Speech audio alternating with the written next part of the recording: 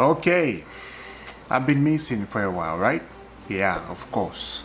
I just want to let you know this. Very busy, of course, but I love doing the videos like this. I'm back again at the same place, different time, my dear friends. I hope you are feeling fantastic around the world. Now, I have to be real. I have to talk about this in a very good way. I would try. You can see the title down there, right? Because it looks like I know where this clinic going with the transfer stuff, right? Because right now you are not hearing about Victor Osimhen, you are not hearing about Victor Gyökeres, you are not hearing about Sesko, you are not hearing anything like that. What is happening? We are not hearing about Minion, the goalkeeper, right? It looks like they are doing things in a separate way, like in their own way, right? It looks like these people, they watch every Chelsea fan content and they do some things totally different. They're like, oh, so you are saying about this and this and this. Okay, we're gonna do something different. I think they do that. I think this football club do it just to get back on the fans who are like very angry and telling them off and tell them like, you guys, you have to get this and this and this. You have to get experience. I think they do this just to get back to the fans.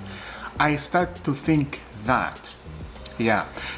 Now let's get into Joao Pedro, because Joao Pedro right now, as I'm speaking right now, there's a new update popping up on Twitter about Joao Pedro from Brighton. Going back to Brighton, dealing with Brighton again, right? Remember last season we dealt with Brighton. Anyway, without wasting of your time and my time, right? Let's get into this from Mr. Romano.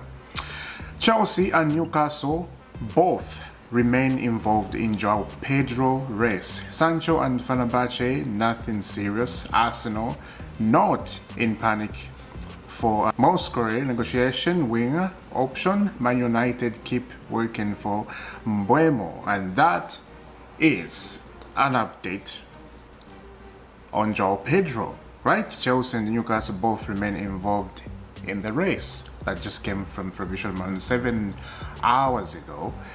Let's continue. Brighton have rejected 2 bids from 2 clubs in excess of 50 million for Joao Pedro. The second club is believed to be Chelsea.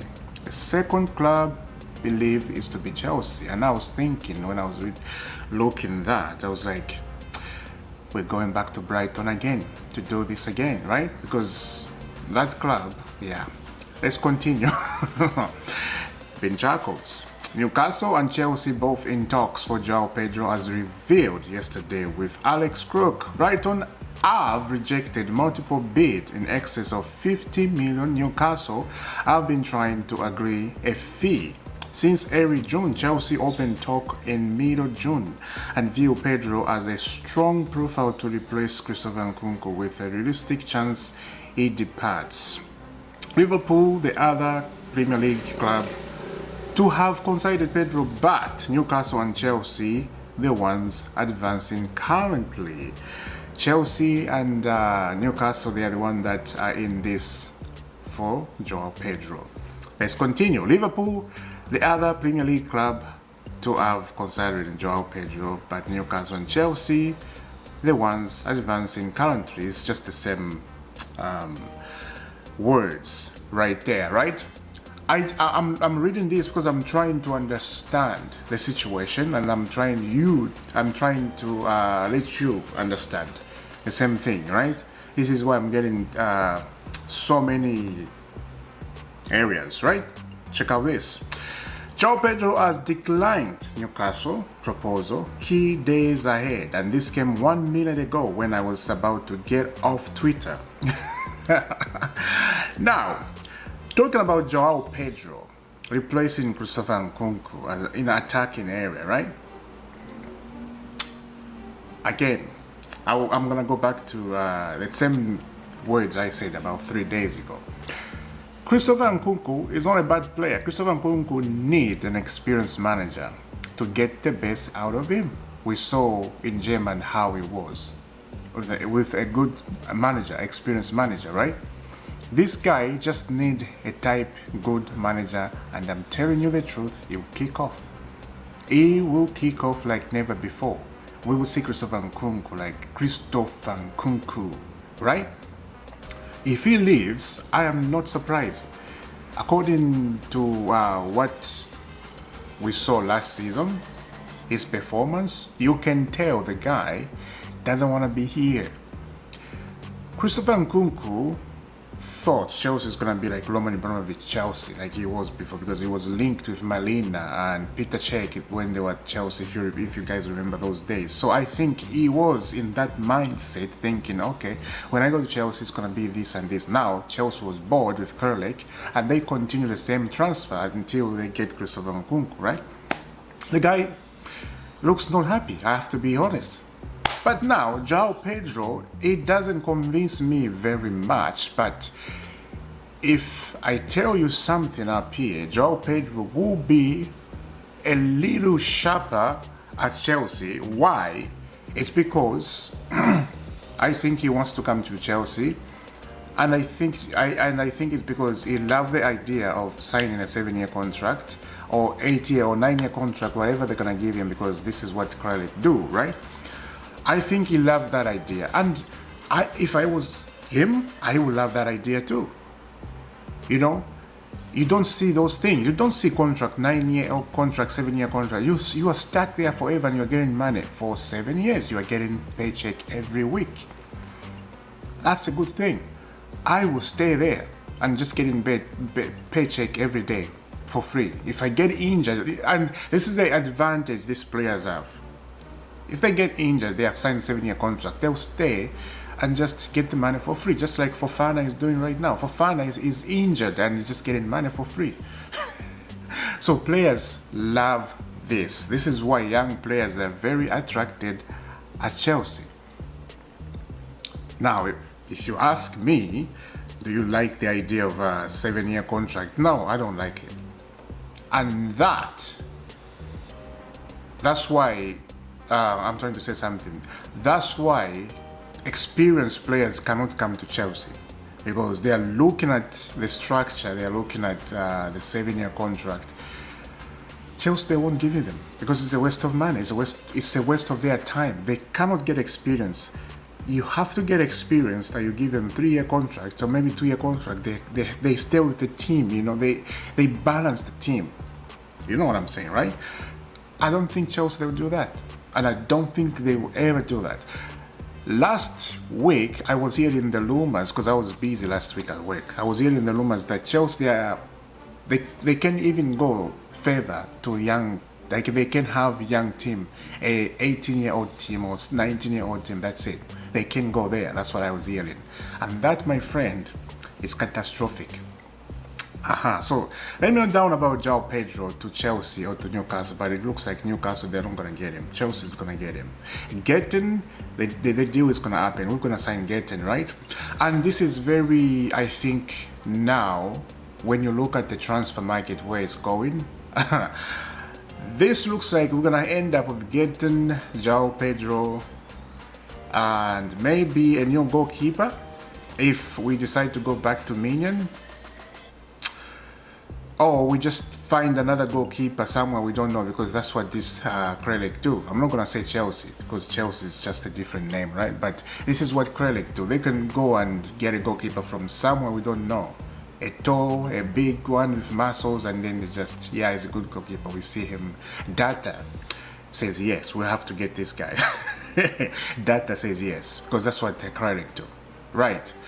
So don't be surprised when you see another goalkeeper we don't even know, or an 18-year goalkeeper, tall and huge, look like a Viking. Don't be surprised about that.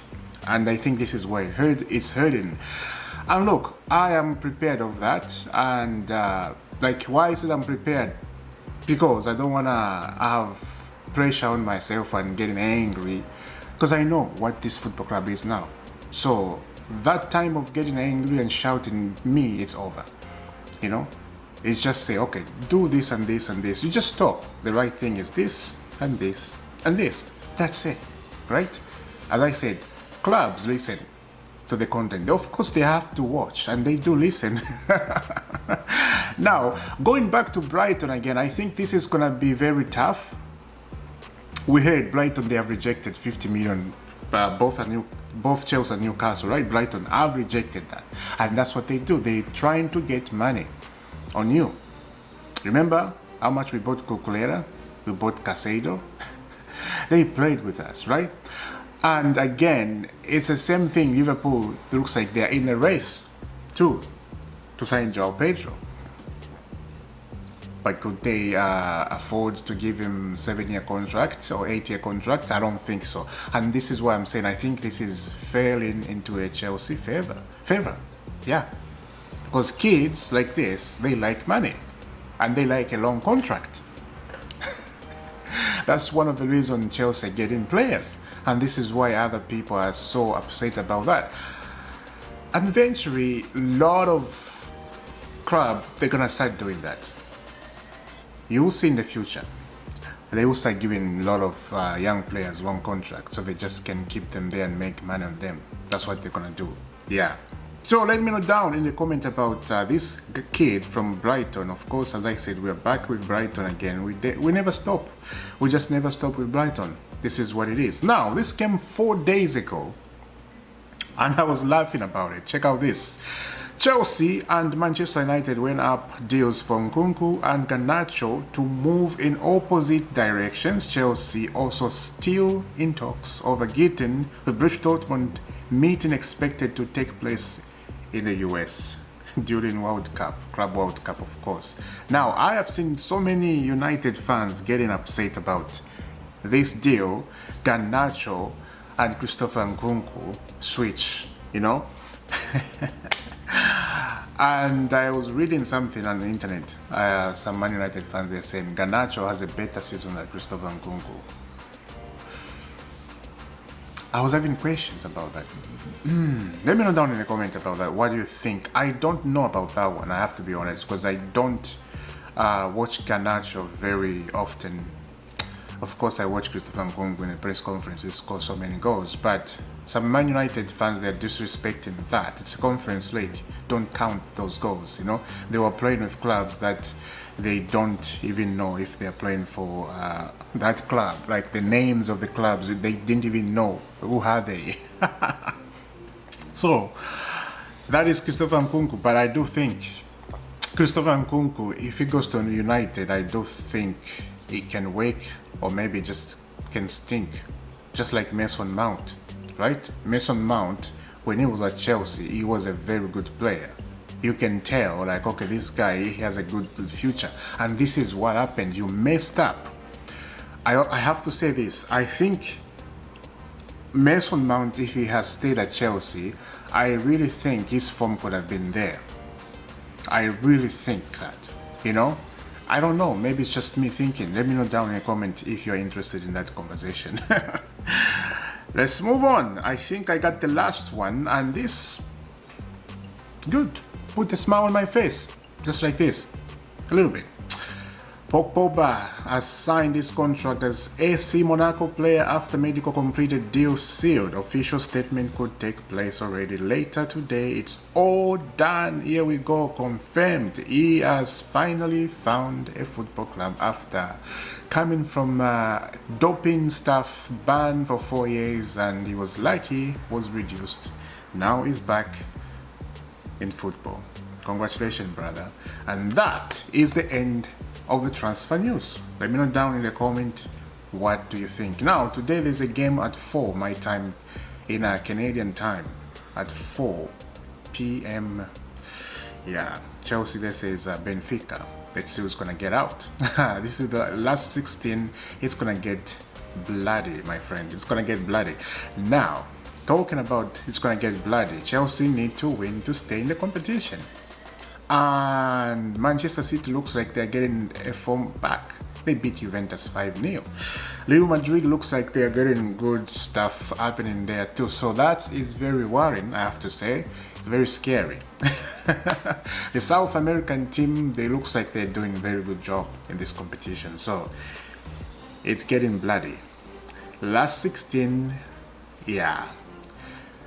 time to get serious. Time to put the socks on. But there's one thing I have to say.